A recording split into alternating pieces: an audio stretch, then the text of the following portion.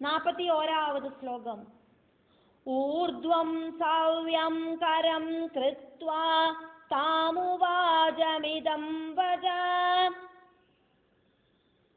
தேவி ஜானாமி மரணம் தானவானாம் துராத்மனாம்.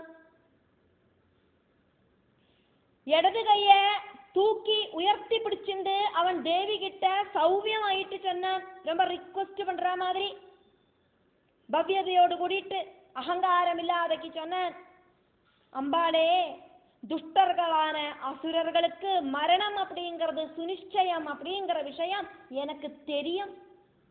இருந்தாலும் எங்களோட ராஜாவை எதிர்த்து நிக்கிறதுக்கான திராணி எங்களுக்கு கிடையாது. அதனாலேயாக்கம் இப்போ உங்ககிட்ட யுத்தத்துக்கு வந்து நிக்கிறேன். நீங்கள் எங்கிட்ட எந்த விதமான கோபத்தையும் வச்சுக்காதுங்கோ.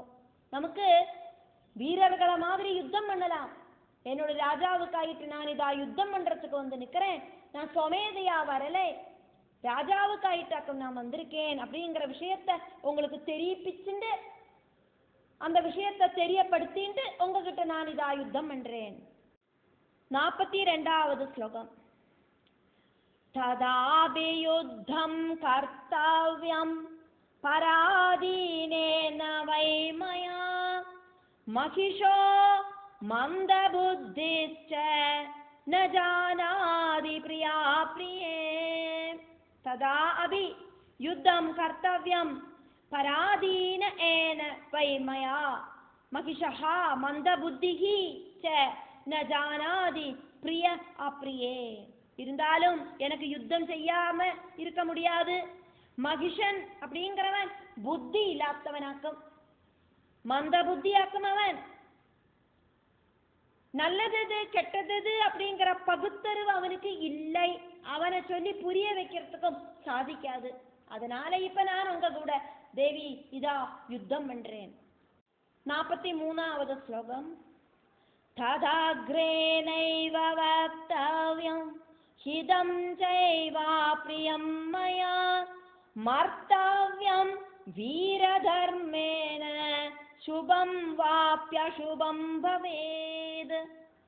தது அக்ரே ந ஏவ வக்தவ்யம் ஹிதம் ச ஏவ அப்ரியம் மயா. மர்த்தவ்யம் வீரதர்மேன சுபம் வா அபி அசுபம் பவேத். ராஜாவோடு முன்னால போய் நின்று ராஜாவுக்கு பிரியமானதை சொல்லணும் அப்படின்னாலும் அப்பிரியமானது சொல்லணும் அப்படின்னாலும் என்னால சாதிக்காது. நீங்க சொன்னேனே, தேவர்களுக்கு உரிமை இருக்கிறத எல்லாத்தையும் கொடுத்துட்டு பாதாள லோகத்துக்கு ஓடிப்போ அப்படின்னு ராஜாட்ட போய் சொல்லுன்னு சொன்னேனே, அதை நான் எப்படி அங்க போய் சொல்லுவேன்? அதை சொல்லறதுக்கு என்னோட நாக்கு துணிஞ்சதுன்னா என்னோட கழுத்து அங்க இருக்காது. அதை விட நல்லது உங்ககிட்ட யுத்தம் பண்ணி உங்க கையால மரணம் அடைகிறது அல்லவோ. சுபமானாலும் அசுபமானாலும் வீர தர்மத்துக்கு தகுந்த மாதிரி, வீரனுக்கு தகுந்த மாதிரி பொருதி இறந்து போனானாக்கா எனக்கு வீர சொர்க்கம் கிடைக்குமே. 44வது ஸ்லோகம். தெய்வமேவ பரம் மன்யே திக்பௌருஷமனர்த்தகம் பதந்தி தானவாஸ்தூர்ணம் தத்ர பானஹதா புவி.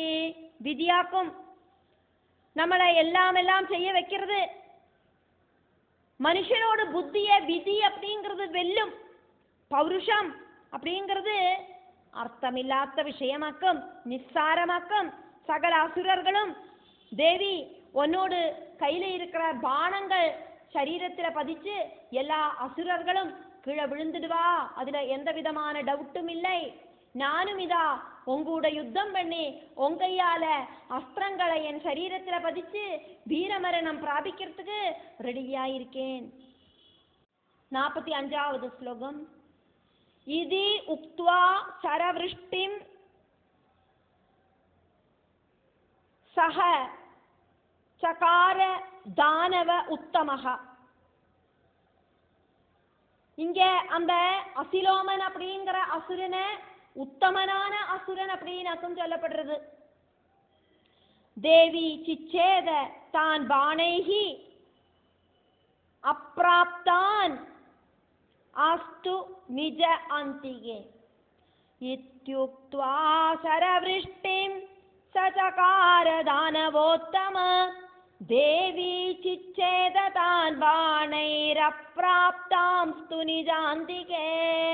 இப்படி சொல்லிட்டு அசிலோமன் அப்படிங்கிற அந்த தானவ சிரேஷ்டன் தேவியோட மேல அம்புகளை மழை மாதிரி அனுப்ப தொடங்கினான். அம்புகள் தேவியோட பக்கத்துல வரத்துக்கு முன்னால தேவி தன்னோட கையில இருக்கிற அம்புகளை அனுப்பி அசுரனோடு அம்புகளை முறிச்சு போட்டா.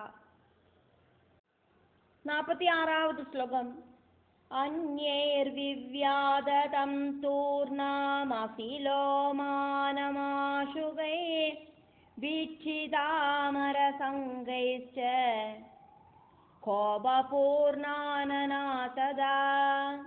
அந்யைஹி விவ்யாததம் தூர்ணம்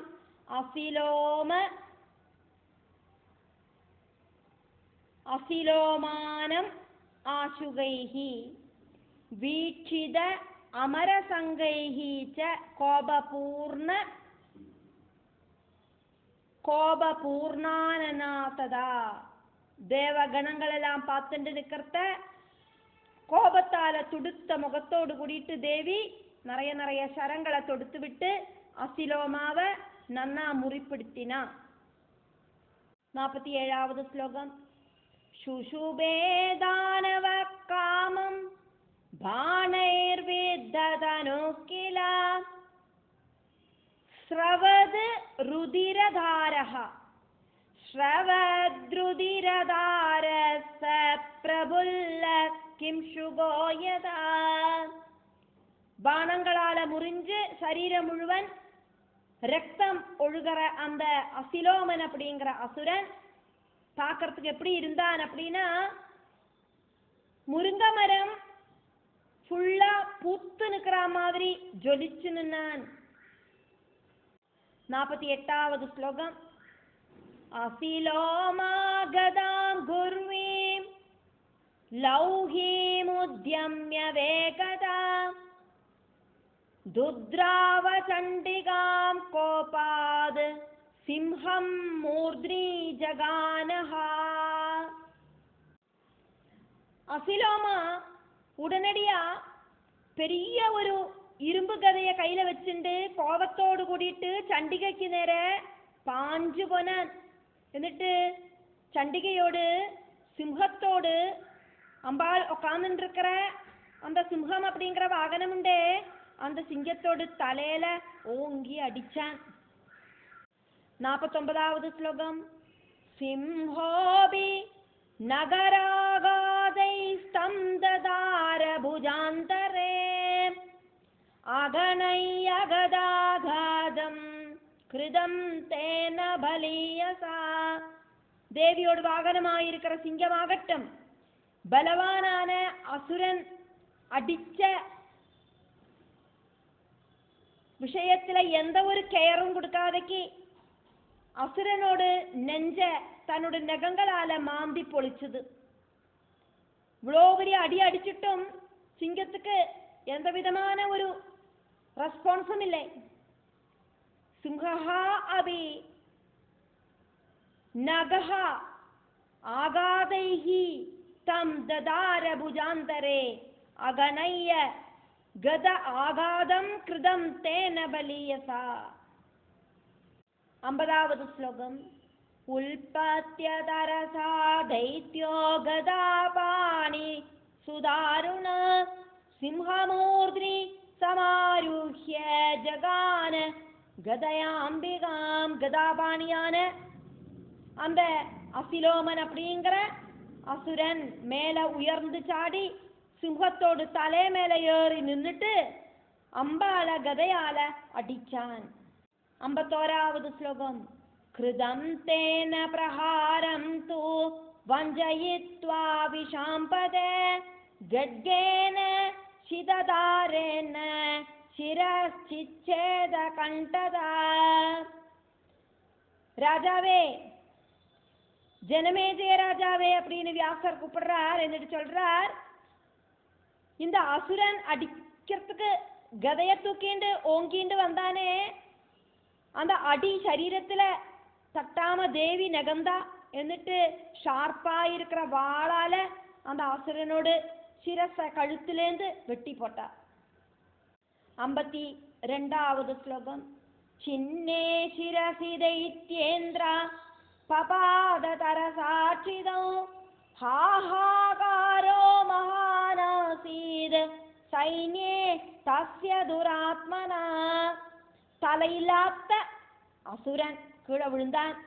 துஷ்டனான அவனோடு சைன்யங்களுக்கு நடுவுல அப்போது ஹா ஹா அப்படிங்கிற சப்தம் கேட்டுது. அடடா, இந்த அசுலோமன் விழுந்துட்டானே, எவ்வளோ பெரிய சக்திமானாக்குவன், இவனே கீழே விழுந்துட்டானே, இவனையே கொந்துட்டாலே இப்படின்னு அந்த துஷ்டர்களா இருக்கிற சைன்ய கூட்டங்கள் சத்தம் போட்டுது.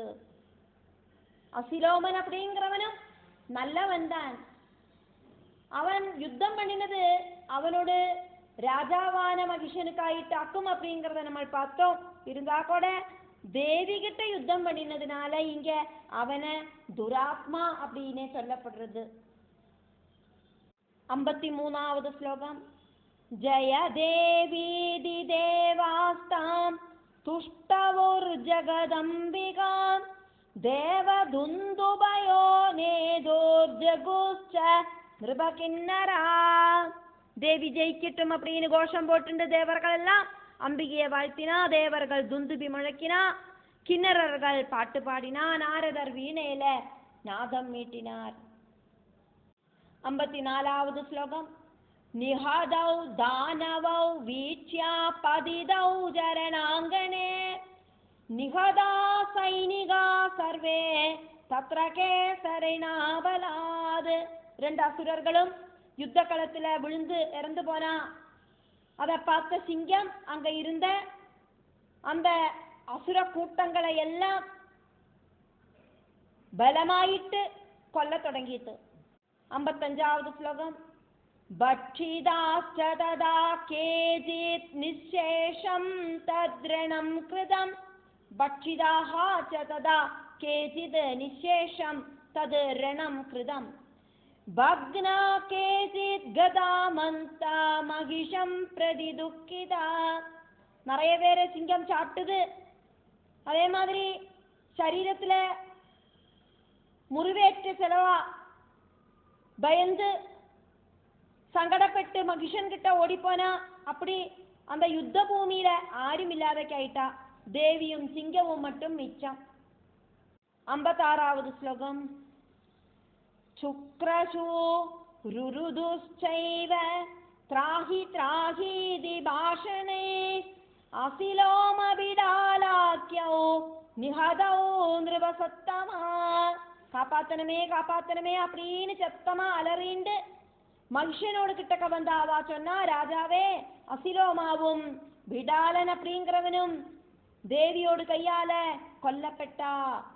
57வது ஸ்லோகம்.